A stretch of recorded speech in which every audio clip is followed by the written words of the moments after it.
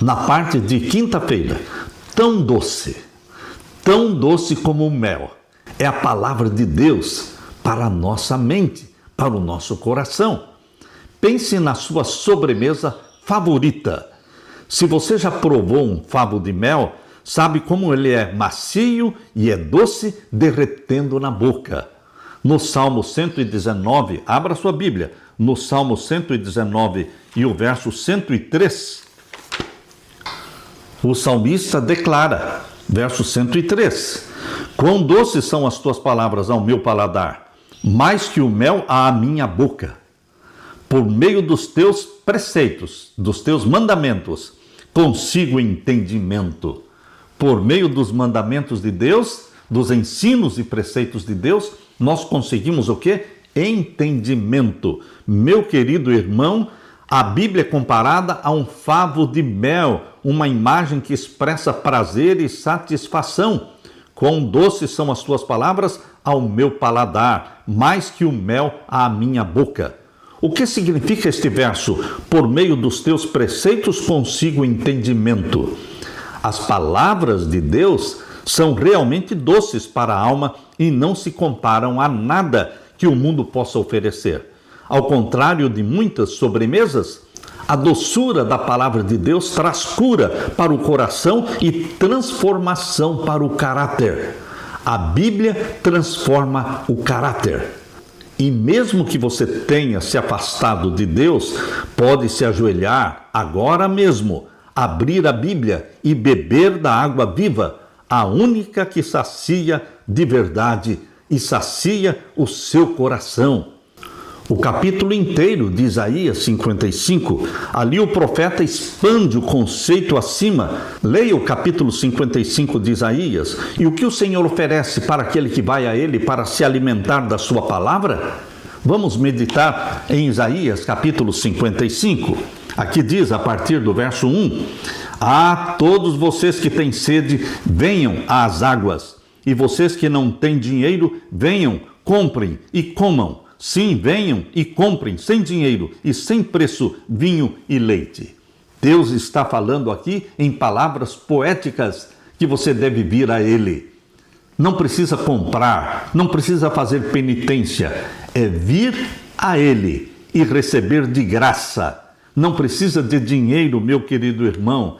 As bênçãos espirituais não são vendidas. Elas já foram compradas pelo sangue precioso de Jesus. E as bênçãos espirituais chegam até você gratuitamente. Verso 2. Por que vocês gastam dinheiro naquilo que não é pão? Por que você dedica tanto tempo para aquilo que não edifica, para aquilo que não salva? Dedique tempo para aquilo que salva, aquilo que transforma o seu caráter. Por isso faz sentido esta pergunta que Deus faz aqui em Isaías 55, verso 2. Por que vocês gastam dinheiro naquilo que não é pão e o seu suor naquilo que não satisfaz? Ouçam com atenção o que eu digo, comam o que é bom e vocês irão saborear comidas deliciosas. Como o que é bom? Deus está falando para que você se alimente do pão espiritual, a palavra de Deus, que beba da água da vida. Verso 3, deem ouvidos e venham a mim, escutem e vocês viverão, porque farei uma aliança eterna com vocês, que consiste nas fiéis misericórdias prometidas a Davi. E o verso 5, eis que você chamará uma nação que você não conhece, e uma nação que nunca o conheceu, virá correndo para junto de você, por causa do Senhor seu Deus e do Santo de Israel, porque este o glorificou. Aquele que é filho e filha de Deus, ele é uma pessoa especial na terra. As pessoas verão nele a glória de Deus e a luz de Jesus Cristo que incide sobre nós, que vivemos em comunhão com ele. Esta luz chama a atenção das pessoas que nos cercam, das pessoas com quem nos encontramos. Por isso diz aqui, virá correndo para junto de você. Por quê? Por causa do Senhor seu Deus e do Santo de Israel, porque este o glorificou. Deus nos glorifica. Busquem o Senhor enquanto ele pode ser encontrado. Invoquem-no enquanto ele está perto. Busque, invoque, dedique tempo para isso. Isto é recompensador. porque a palavra de Deus não voltará vazia.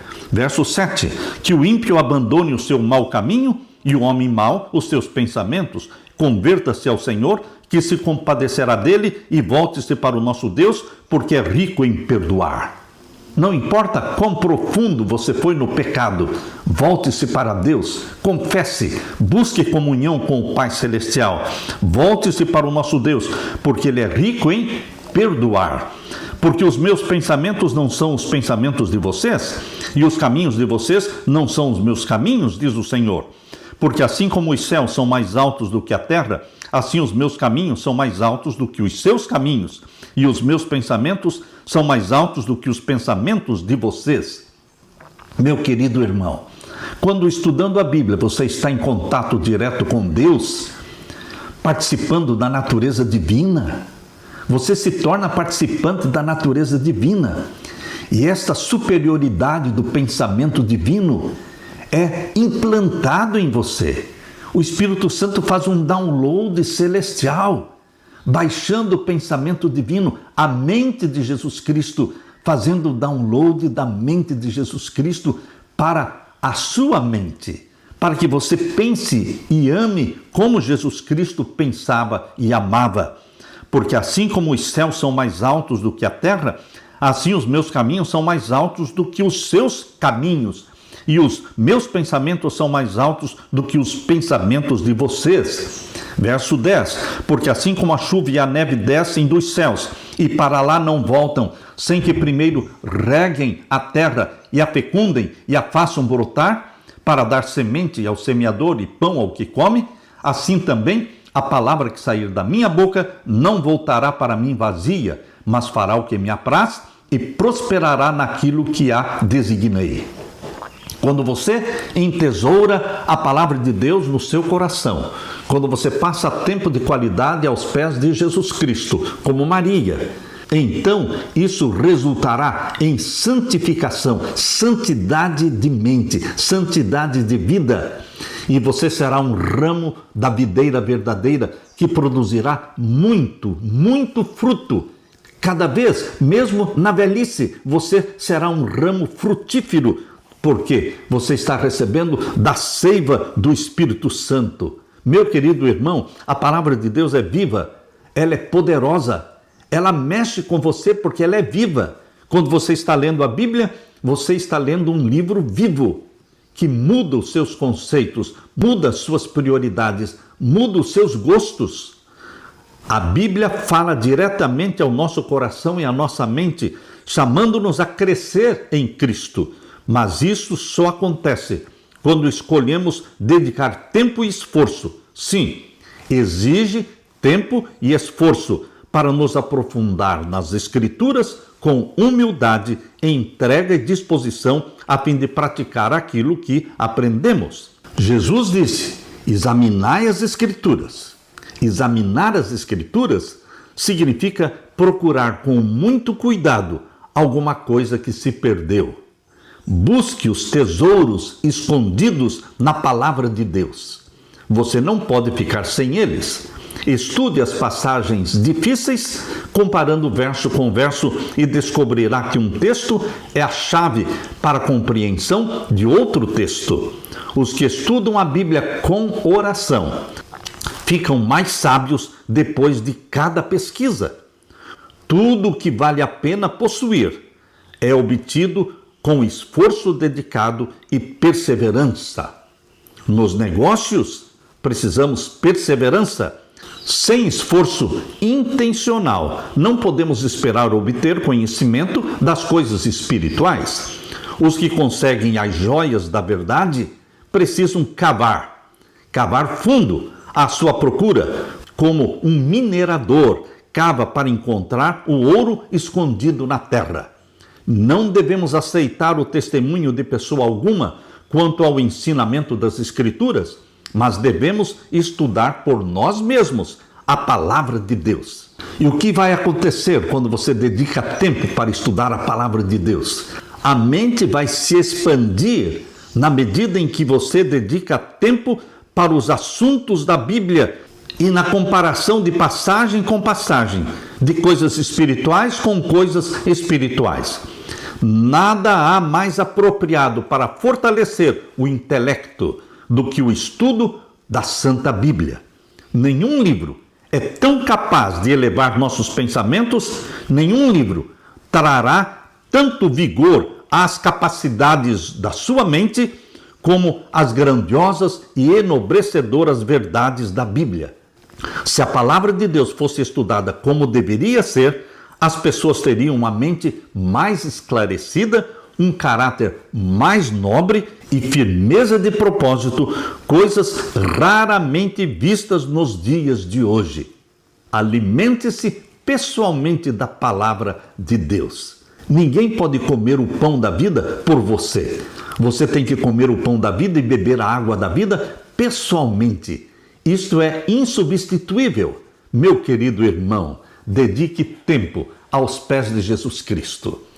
Que Jesus faça de você uma Maria e uma Marta. Uma Maria que se assenta aos pés de Jesus Cristo entesourando a palavra de Deus. E uma Marta que sai testemunhando, trabalhando por Jesus Cristo, espalhando as boas novas da salvação. Que isso se cumpra na sua vida, meu irmão, minha irmã. Deixe-me orar com você. Pai querido que estás nos céus, obrigado pelo exemplo de Marta, que sempre estava trabalhando por Jesus, mas obrigado e muito mais obrigado pelo exemplo de Maria, que costumava se assentar aos pés de Jesus Cristo, entesourando as palavras que saíam da boca de Jesus. Pai querido que estás nos céus, derrama sobre nós o Espírito Santo, fazendo-nos Martas e Maria. Que a nossa vida esteja dividida entre o monte da oração, da comunhão e também o convívio com a multidão, trabalhando por Jesus. Derrama o teu Espírito sobre nós, pois é em nome de Jesus que pedimos. Amém, Senhor.